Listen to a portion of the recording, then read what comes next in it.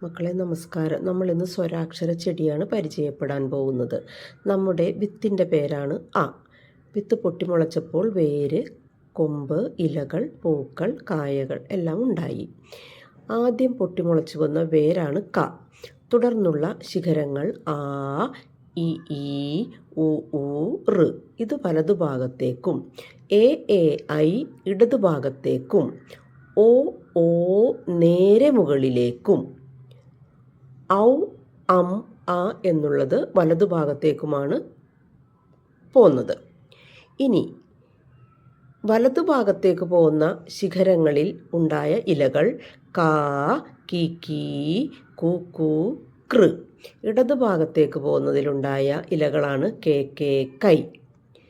നേരെ മുകളിലേക്ക് പോയ ഓ എന്നുള്ള കൊമ്പിലുണ്ടായത് 2 പൂക്കളാണ്. അതാണ് കോ. വീണ്ടും മുകളിലേക്ക് പോന്നപ്പോൾ ഔ എന്ന കൊമ്പിൽ ഒരിലയും ആ എന്നുള്ളതിൽ 2 കായകളും ഉണ്ടായി.